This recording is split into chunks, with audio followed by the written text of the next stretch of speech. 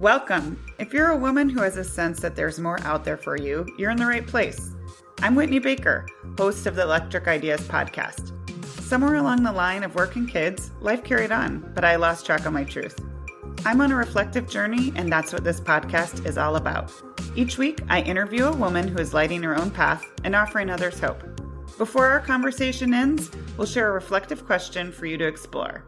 Sometimes all we need is a jolt, a fresh idea, an aha moment that connects us to a sense of possibility. This, my friends, is what I call an electric idea.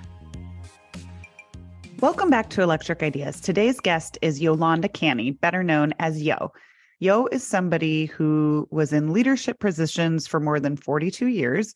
She received her MBA in 1978 when it was pretty rare for women to be in business schools. Her long leadership career in marketing spans from leading marketing efforts for Fortune 500 companies to startups. Yo often says her drive to achieve came from her Mexican-American roots, and she talks a lot about growing up in a bi-ethnic family where belonging could be a struggle. While Yo is recently retired, her plan for retirement is so inspiring. She says she's been given so many opportunities to lead by women who came before her, and now she just wants to pay it forward and help all women lead. So today, not only is she an adjunct lecturer at San José State University in the Marketing and Analytics department, but she also launched her own show called Girl, Take the Lead, a weekly podcast that explores womanhood and leadership from the perspective of different generations.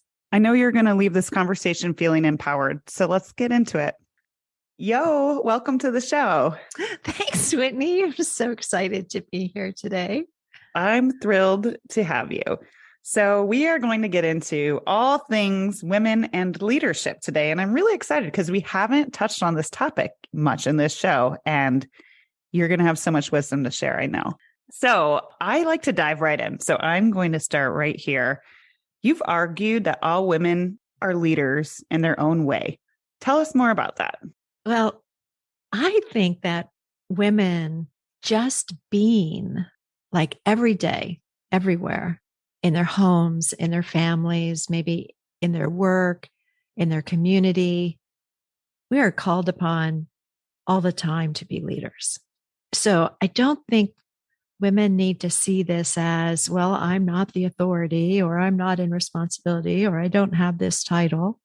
No. We can all lead. And all it means is speaking up and using our voice to make a difference in someone else's life. And sometimes we are called upon to do big things, and sometimes it's the little things that make somebody's life a little bit better.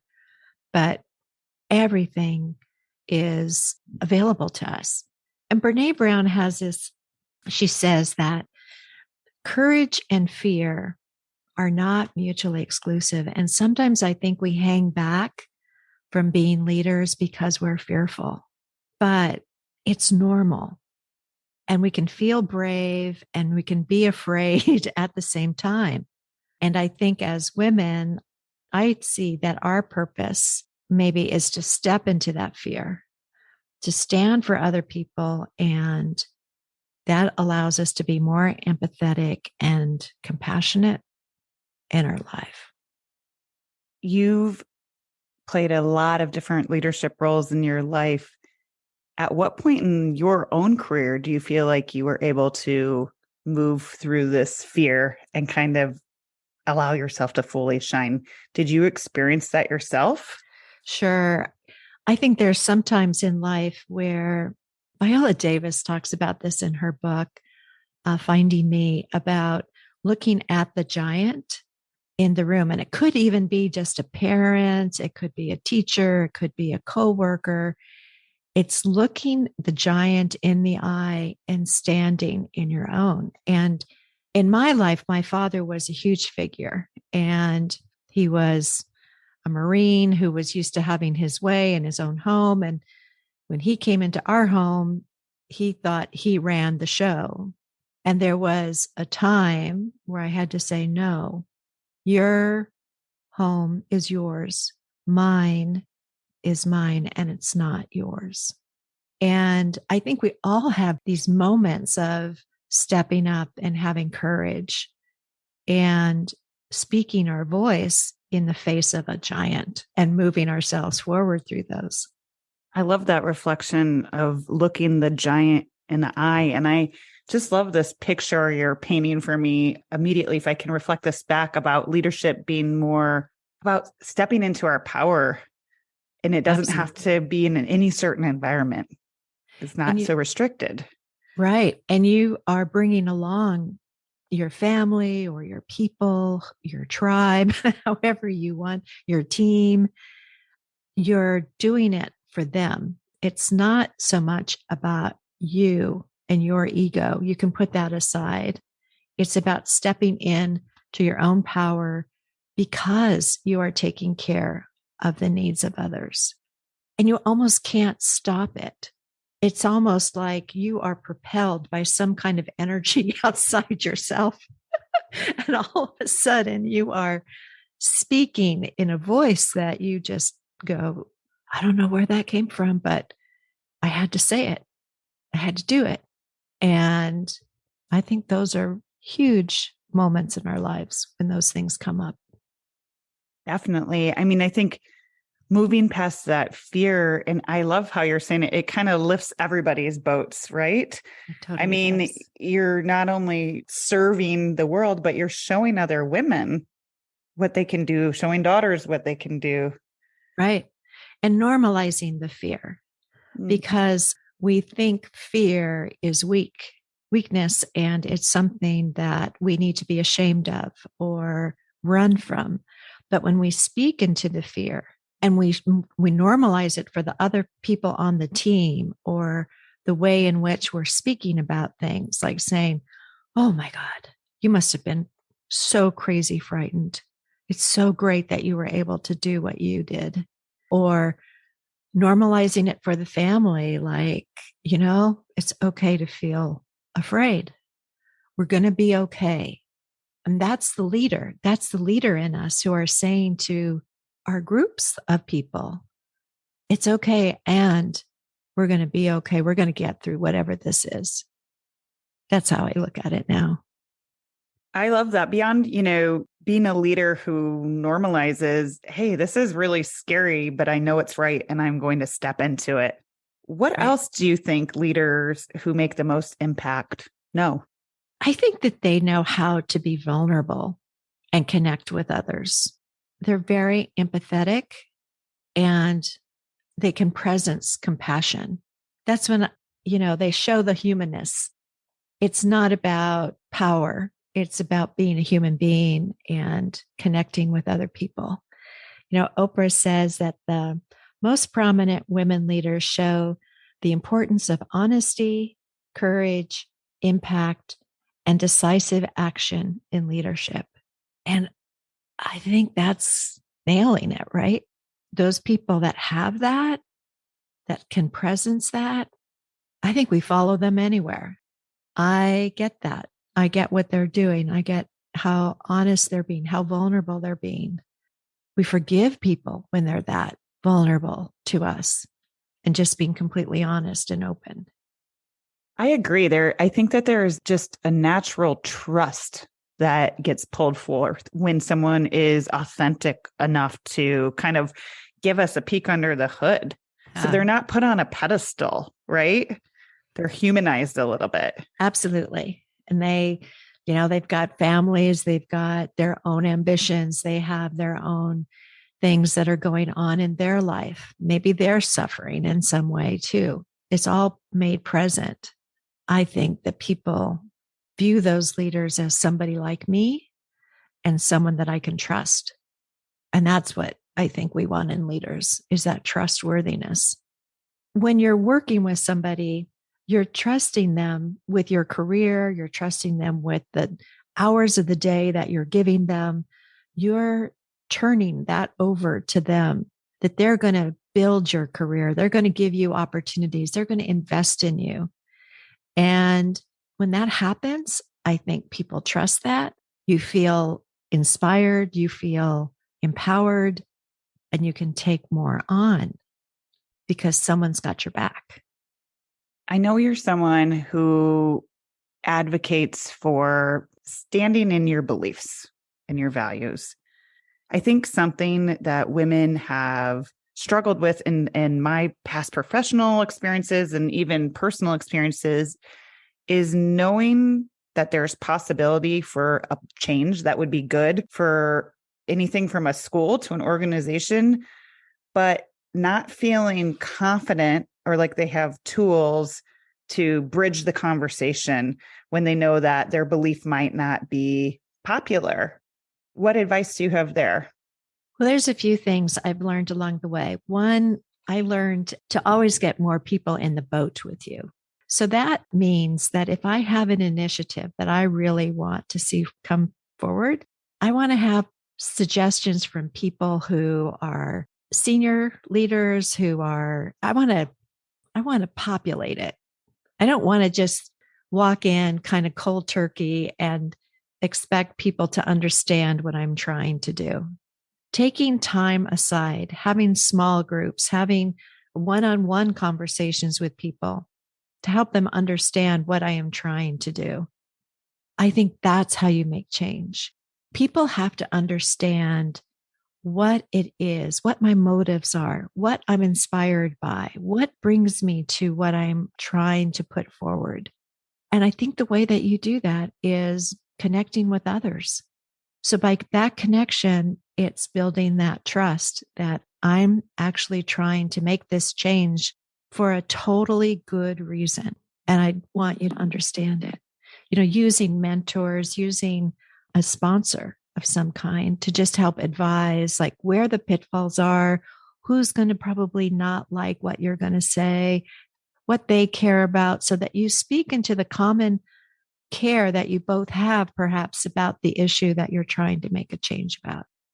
I think that's a really thoughtful reflection on a lot of levels too, because not only is it a chance for feedback, like you said, where maybe there's some, I think it shows just such genuine sincerity, because if you give individuals a chance to be seen and know that you know your why and really get that buy-in from a place that feels like they have the light bulb moment and they get you and they get what they're doing, then in my experience, they'll become an advocate for you. Exactly. I think that's so well said, Whitney. It's almost like when you're trying to move something forward, you want to find the barriers, the obstacles, so that you can hurdle them and keep moving. And sometimes we call that being, quote, political. But I love for people to reinvent that. So it's not a judgment or a statement. It's more like, no, you're trying to understand the other. You're trying to understand where the other comes from. And that's where I think leaders can offer that empathy and that compassion and still lead in a different direction. That's really resonating with me too, because I think it's about intention. And you're saying it could get into that. Some people would say the slimy political, like you're trying to sell something. And I would argue that maybe women have a shoe in on this. This is one place where I think we can shine, is going into that sort of environment with intention of it being reciprocal. Yes. So who inspired you to become a leader?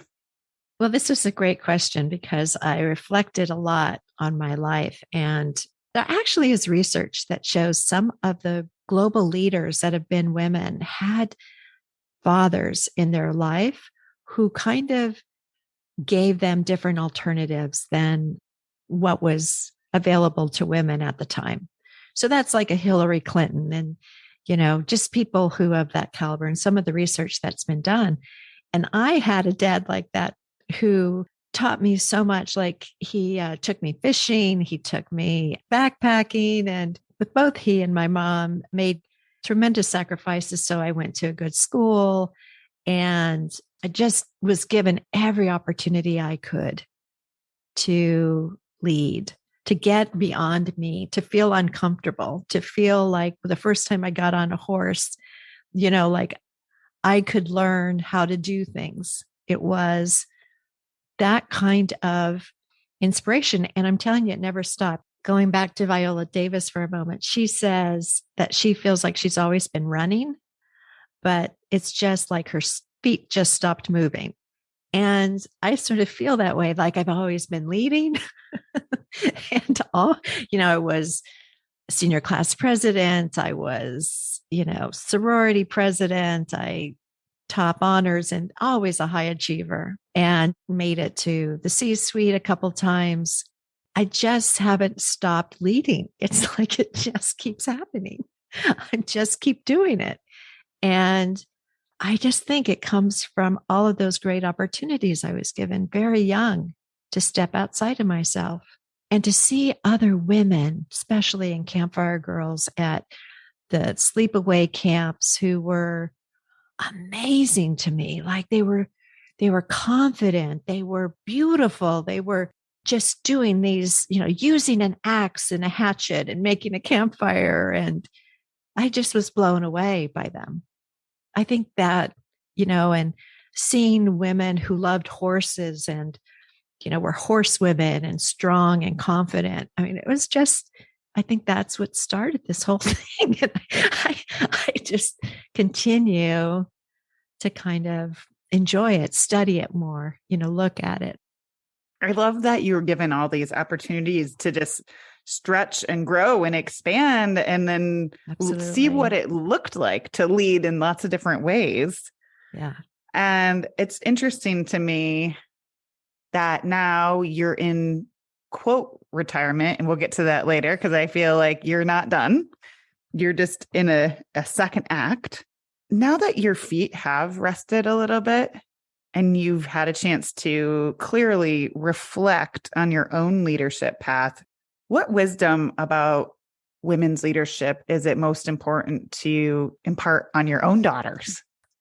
I think the most important thing that I hope that they'll see about themselves is that they understand they have a personal brand and have a voice, and that they listen to their intuition and trust it. So that's been very important to me, to help them see themselves as their own person. Because throughout my career, I quickly learned in a male-dominated field like consumer packaged goods was in 1978 that I was not going to advance.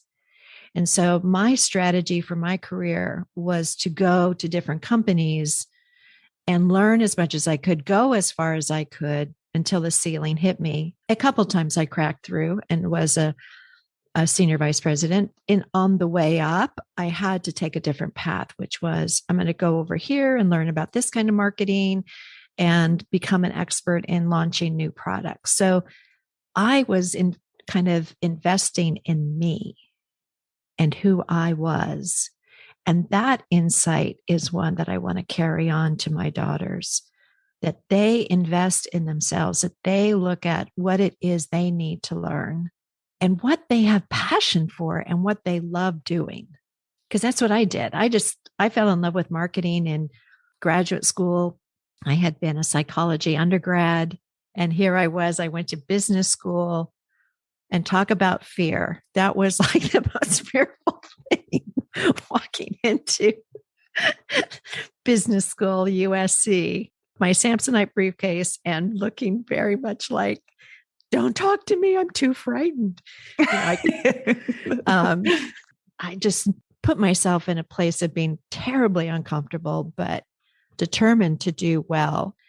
And it was a situation where, in hindsight, I look at it and I thought, oh, what a growth opportunity for me. And I just seized it, grabbed it, and didn't let go. It was one of those things where I'd love for my daughters to be okay with being uncomfortable because they know who they are. They know their insides. They know who they are.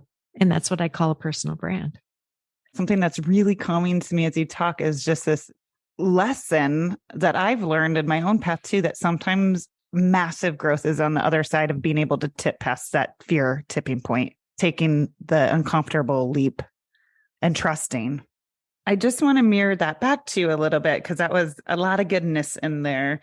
So you want your daughters and really any women, to be confident enough to step through their fear, to know that they have a voice worth sharing, to look at what they need to learn and maybe not have it be that. For me, that's really empowering to think about, because sometimes I think we come into employment opportunities or organizational opportunities, volunteering, being like, what are they wanting from me? What do I have to give? Like proving yourself. And it kind of is a subtle shift, but I'm with you on that, of being like, if this is my oyster, where do I need to insert myself for my own growth too? You can make it that as well. Yes, absolutely. I think the curiosity of learning is absolutely key to keep yourself motivated, to keep yourself empowered. It was something that I always kind of felt in my career, that even though I wasn't being advanced as fast as I wanted, I was always learning, and I had the capacity to learn. Like, we wouldn't be podcasters, right, if we didn't have that capacity to learn. And we keep improving. We keep looking at it. And that spirit of life is something that I would love for my kids to inherit from me. Well, you are certainly embodying it. And as I referenced before, post your formal retirement, you just had this amazing energy. I mean, I hope you don't mind. I've heard you say, some people's retirement might be golfing somewhere on a coast. And you're like, no, mine is to learn and teach. I mean, now you're teaching college courses. You started a podcast, and I'm just really inspired by your commitment to not only being a lifelong learner, but also being like, who cares about age? This is what's filling me up. You're just really living your truth, and it comes across so much. Thank you, Whitney. Thank you. I want to circle back, because the last piece that you said you wanted to share and pass forward to your daughters, but also is tied into this work that you're kind of beginning to explore now, is this whole idea of a personal brand. Do you think that leaders have a personal brand, whether they're intentional about it or not? Absolutely. Jeff Bezos says that a brand is what people say about us when we're not in the room. So whether we like it or not, we have one. And it's not just leaders, I think. I think all of us as people, whether we're in an recognized leader position or not, we all can have a personal brand. And I know we tend to think sometimes that's just for influencers or these people. No. We can all do it. And I think it's important for a couple of reasons. One is that when we're aligned with our brand and who we say we are, we're like a tree in the forest, in a storm that could come along and try and knock us around, but that tree is rooted. And I think we can be like that tree. We can be rooted in who we are. And that way, when we do get pushed around, or somebody is telling us, we get a performance appraisal. It was so interesting to me when I went to retire, and as I was leaving, I can't tell you the number of people that came to me and said, you were the most caring person I ever worked with. And I realized that had never shown up on a performance review, ever. But that was my personal brand. That's how people saw me. People saw me as very caring. So I gave it some more thought, and did a little research around, and kind of married the idea with how in marketing we look at positioning. Positioning is what makes us different, right, in the marketplace. So I thought, well, what makes us different as people? So there's like 5 questions that I have. And, the first one is kind of like almost our demographics, like what makes you you? You don't have a lot to say about it. So like in my case, I was in marketing for 42 years. I have a Mexican American background. I have a millennial and a Gen Z daughter. So that's what makes me, me. And the next question is, what is your purpose? And so I looked at that one, and I really looked at the question, and I thought, I think my podcast and what I'm doing with my podcast about making leadership available to everyone is really my purpose. That's why I'm here. That's why I've been given all of these opportunities in my life growing up and the experiences I've had, because that's my purpose, is to share that with other people. The next question I ask is, what is my mission? So mission being very different than what purpose is. And mission has to do with what we're passionate about. So if I'm passionate about my podcast and leadership, then really my mission is to look at maybe challenging the status quo of how we look at that and inventing a new way for us to view ourselves. And then the next question is, which is, you could probably guess the answer to this one, but what is your superpower? And for me, that was caring. When I got that feedback, I went, okay, that's what I do better than a lot of people, especially in business. I can care about my team. I can care about the results. I can care about top leadership and what they're trying to do. And I can help bring all of that together. And then the last thing is, why do you do what you do? What's your motivation? And I really see that when I thought about it, training sessions in companies don't even get to talk about superpower or purpose or mission. It's missing. There's a huge void. So I wanted to step into that and fill it. So I think if my daughters could put all of these things together and write a little statement about who they are, maybe they'll be that tree in the forest that can handle those storms that come their way and they feel rooted. Thank you for this really nice offering. I feel like with these questions, I'm a sucker for a reflective question. So you got me, but I would encourage anybody listening, I'm going to echo those back in case someone's driving. Think about it a little bit. So I'm going to say these back just to make sure everyone kind of got a chance to soak it in. What makes you you? What is your purpose? What is your mission? And I loved how you distinguished those. And I love that you're looking to challenge the status quo. It seems to me like you've really shifted into your mission being like, wow, I have all this beautiful experience and not everybody gets it to learn from this, but I want leadership to be accessible. You're giving it away, which I think is so beautiful. What is your superpower? Caring. Okay, tell me the last one. Tell me the last one. It's the why do you do what you do? Yes. Why do you do your what motivation, you do? Getting that, your favorite word, motivation. Yes, motivation. Okay. I know we're coming up on time, but this just really struck a chord with me. I love that you're showing us how caring can be a superpower. I will share that in a past life in my corporate career, one of the biggest piece of feedback I had 2 years in a row from someone that I felt like managed me, but wasn't in a room with me that much, if that makes sense, was that I'm too kind.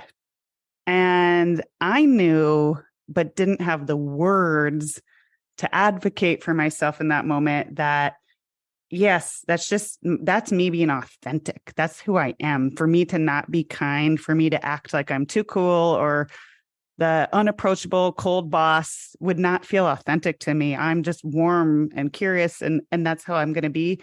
But that doesn't mean that I am boundaryless. That doesn't mean I'm going to get stomped on or not stand up for my ideas or share my voice. So that was just an interesting reflection for me. I hadn't thought about that for a long time. I think that's a very admirable superpower.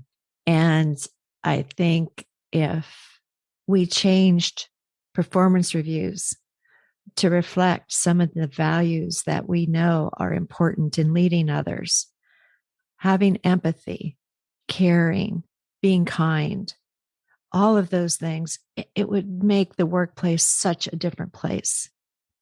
I have hope. I have my daughters are 28 and 25, and I see their companies and how the companies are responding to millennials and Gen Zers.